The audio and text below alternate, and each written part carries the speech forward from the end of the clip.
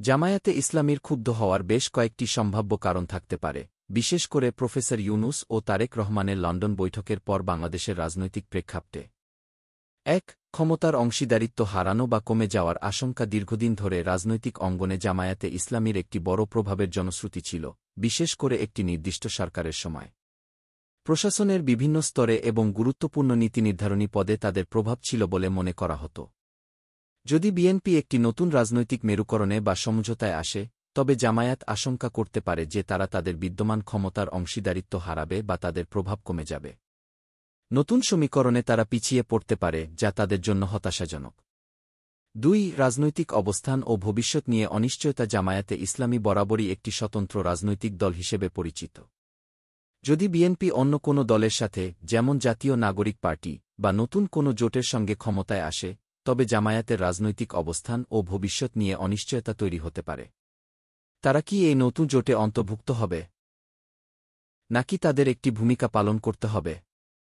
এই ধরনের অনিশ্চয়তা তাদের ক্ষোভের কারণ হতে পারে। ৩. আদর্শিক সংঘাত বা নীতির ভিন্নতা। বিএনপি এবং জামায়াতে ইসলামীর মধ্যে কিছু ক্ষেত্রে আদর্শিক ভিন্নতা রয়েছে। যদিও তারা অতীতে জোটবদ্ধ হয়েছে, কিন্তু মৌলিক নীতি বা আদর্শের ক্ষেত্রে তাদের মধ্যে পার্থক্য থাকতে পারে। যদি বিএনপি এমন কোনো সমঝোতায় আসে যা জামায়াতের আদর্শ বা নীতির সঙ্গে সংঘাতপূর্ণ, তবে জামায়াত তাতে ক্ষুব্ধ হতে পারে। উদাহরণস্বরূপ, যদি নতুন কোনো সমঝোতায় এমন কোনো বিষয় থাকে যা জামায়াতের ধর্মীয় বা রাজনৈতিক এজেন্ডার পরিপন্থী, তবে তারা এর বিরোধিতা করবে। ৪. নেতৃত্ব ও দলের অভ্যন্তরে বিভেদ। লন্ডন বৈঠকের পর রাজনৈতিক দৃশ্যে পরিবর্তন আসার কারণে জামায়াতে ইসলামীর অভ্যন্তরে নেতৃত্ব ও দলের মধ্যে বিভেদ দেখা দিতে পারে। দলের একটি অংশ হয়তো এই নতুন পরিস্থিতির সঙ্গে মানিয়ে নিতে রাজি হবে, আবার অন্য অংশ এর বিরোধিতা করতে পারে। এই অভ্যন্তরীণ কোন্দলও তাদের প্রকাশ্য ক্ষোভের কারণ হতে পারে। ৫. জনসমর্থন হারানোর ভয়। জামায়াত যদি দেখে যে বিএনপি একটি শক্তিশালী জোট গঠন করে বা নতুন কোনো ক্ষমতা কাঠামো আসে, তবে তারা আশঙ্কা করতে পারে যে তাদের জনসমর্থন কমে যেতে পারে। সাধারণ ভোটাররা হয়তো নতুন জোটের দিকে ঝুঁকবে, যা জামায়াতের জন্য দীর্ঘমেয়াদী রাজনৈতিক ক্ষতির কারণ হবে। সব মিলিয়ে জামায়াতে ইসলামীর ক্ষোভের মূলে রয়েছে তাদের রাজনৈতিক ভবিষ্যৎ, ক্ষমতার অংশীদারিত্ব এবং দলীয় আদর্শের সুরক্ষার বিষয়ে উদ্বেগ। তাদের বিবৃতির ভাষা থেকে বোঝা যায় যে তারা এই নতুন রাজনৈতিক সমীকরণকে তাদের স্বার্থের পরিপন্থী বলে মনে করছে। এখানে বলা হয়েছে যে জামায়াতে ইসলামী বিএনপির সাথে একটি শক্তিশালী জোট গঠন বা নতুন ক্ষমতা কাঠামোতে আসার কারণে তাদের জনসমর্থন হারানোর আশঙ্কা করছে। এর কারণ হিসেবে উল্লেখ করা হয়েছে যে সাধারণ ভোটাররা হয়তো এই নতুন জোটের দিকে ঝুঁকবে, যা জামায়াতের জন্য দীর্ঘমেয়াদী রাজনৈতিক ক্ষতির কারণ হতে পারে। এই আলোচনার মূল তাৎপর্যগুলো হল: জনসমর্থন হারানোর ভয়। জামায়াত মনে করে, বিএনপির নেতৃত্বে নতুন কোনো শক্তিশালী জোট গঠিত হলে বা বিএনপি যদি ক্ষমতায় আসে, তাহলে তাদের, জামায়াতের ঐতিহ্যবাহী ভোট ব্যাংক দুর্বল হয়ে যাবে। সাধারণ মানুষ নতুন ও প্রভাবশালী জোটের দিকে আকৃষ্ট হতে পারে। রাজনৈতিক ভবিষ্যতের অনিশ্চয়তা। জামায়াতে ইসলামী তাদের রাজনৈতিক ভবিষ্যৎ নিয়ে উদ্বিগ্ন। তারা আশঙ্কা করছে যে নতুন রাজনৈতিক সমীকরণে তাদের ভূমিকা গৌণ হয়ে যেতে পারে অথবা তারা ক্ষমতার অংশীদারিত্ব থেকে বঞ্চিত হতে পারে। আদর্শিক সংঘাত। যদিও সরাসরি উল্লেখ করা হয়নি, তবে কি দলীয় আদর্শের সুরক্ষা কি বিষয়টি ইঙ্গিত দেয় যে জামায়াত হয়তো তাদের নিজস্ব আদর্শিক অবস্থান বা রাজনৈতিক এজেন্ডা নিয়ে শঙ্কিত। তারা মনে করতে পারে যে নতুন জোটে তাদের আদর্শিক প্রাধান্য কমে যেতে পারে। স্বার্থের পরিপন্থী মনে করা। জামায়াতের বিবৃতির ভাষা থেকে বোঝা যায় যে তারা বর্তমান রাজনৈতিক পরিস্থিতিকে তাদের নিজস্ব স্বার্থের পরিপন্থী বলে মনে করছে। এর অর্থ হল, তারা এমন কোনো পরিবর্তন চায় না যা তাদের রাজনৈতিক অবস্থান বা প্রভাবকে ক্ষতিগ্রস্ত করবে। জামায়াতে ইসলামীর উদ্বেগ। তারা তাদের রাজনৈতিক প্রাসঙ্গিকতা, ক্ষমতা এবং আদর্শিক অস্তিত্ব নিয়ে চিন্তিত। তাদের বিবৃতি এই ইঙ্গিত দেয় যে তারা বর্তমান রাজনৈতিক গতিপথকে নিজেদের জন্য প্রতিকূল বলে মনে করছে।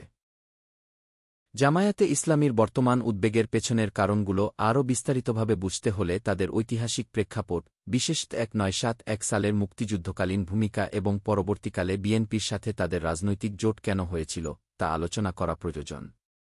১৯৭১ সালের মুক্তিযুদ্ধকালীন জামায়াতের অবস্থান। বাংলাদেশের স্বাধীনতার ইতিহাসে জামায়াতে ইসলামী একটি বিতর্কিত দল হিসেবে পরিচিত। ১৯৭১ সালের মহান মুক্তিযুদ্ধে এই দলটি বাংলাদেশের স্বাধীনতার বিরোধিতা করে পাকিস্তানের অখণ্ডতা রক্ষার পক্ষে অবস্থান নেয়। সহায়ক শক্তি। জামায়াত মুক্তিযুদ্ধের সময় পাকিস্তানি সামরিক বাহিনীর সহায়ক শক্তি হিসেবে কাজ করে। তারা বিভিন্ন প্যারামিলিটারি বাহিনী যেমন রাজাকার, আল-বদর, আল-শামস গঠনে সহযোগিতা করে, যারা মুক্তিযুদ্ধের সময় হত্যা, ধর্ষণ, অগ্নিসংযোগ ও লুটপাটের মতো মানবতাবিরোধী অপরাধে জড়িত ছিল। গণহত্যা ও যুদ্ধাপরাধ। জামায়াতের শীর্ষস্থানীয় অনেক নেতাই স্বাধীনতার পর যুদ্ধাপরাধের অভিযোগে অভিযুক্ত হন এবং অনেকের বিচার সম্পন্ন হয়েছে। তাদের বিরুদ্ধে মানবতাবিরোধী অপরাধের প্রমাণ পাওয়ায় আন্তর্জাতিক অপরাধ ট্রাইব্যুনাল অনেককে শাস্তি দিয়েছে। নিষেধাজ্ঞা। স্বাধীনতার পর 1972 সালে বঙ্গবন্ধু শেখ মুজিবুর রহমানের সরকার জামায়াতকে নিষিদ্ধ করে। তবে 1975 সালের পট পরিবর্তনের পর দলটি আবার রাজনৈতিক কর্মকাণ্ড শুরু করার সুযোগ পায়। এই ঐতিহাসিক অবস্থানই জামায়াতের জন্য একটি স্থায়ী জনবিচ্ছিন্নতার কারণ এবং তাদের রাজনৈতিক ভবিষ্যৎকে সব সময় প্রশ্নবিদ্ধ করে রেখেছে। বিএনপির সাথে জামায়াতের জোট ও তার কারণ। জামায়াত এবং বিএনপির মধ্যে রাজনৈতিক জোটের মূল কারণগুলো ছিল ক্ষমতায় আসা এবং আওয়ামী লীগকে রাজনৈতিকভাবে মোকাবেলা করা। ক্ষমতার অংশীদারিত্ব। জামায়াত বুঝতে পারে যে এককভাবে তাদের পক্ষে ক্ষমতায় আসা কঠিন। তাই তারা একটি বৃহত্তর জোটের অংশীদার হয়ে ক্ষমতার স্বাদ নিতে চেয়েছিল।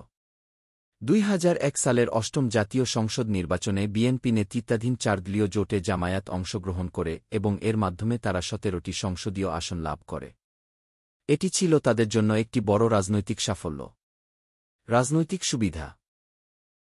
বিএনপির মতো একটি বড় দলের সাথে জোটবদ্ধ হওয়ায় জামায়াত তাদের রাজনৈতিক কার্যক্রম পরিচালনা এবং নিজেদের এজেন্ডা প্রচারে একটি প্ল্যাটফর্ম পেয়েছিল।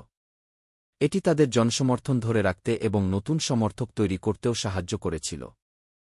আওয়ামী লীগ বিরোধী অবস্থান। আওয়ামী লীগের সাথে দীর্ঘদিনের রাজনৈতিক বৈরিতা বিএনপি ও জামাতকে এক ছাতার নিচে এনেছিল। উভয়েরই লক্ষ্য ছিল আওয়ামী লীগকে ক্ষমতা থেকে সরানো।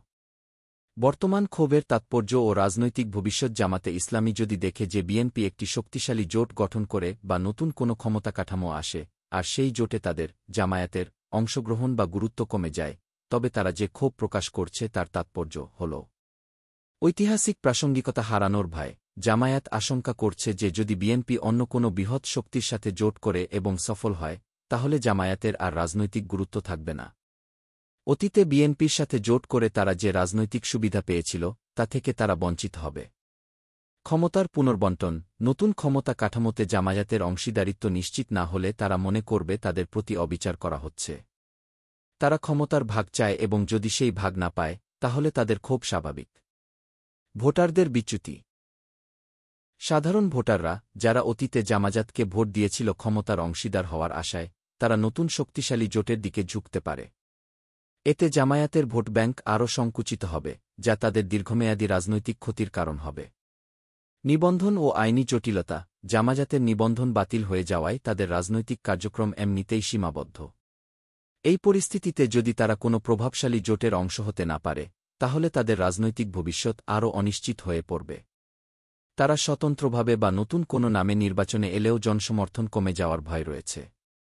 আদর্শিক আপোষের আশঙ্কা। যদি বিএনপি এমন কোনো জোট করে যা জামায়াতের কট্টর ইসলামী আদর্শের সাথে পুরোপুরি সামঞ্জস্যপূর্ণ না হয়, তবে জামায়াত তাদের নিজস্ব আদর্শিক অবস্থান ঝুঁকির মুখে দেখবে।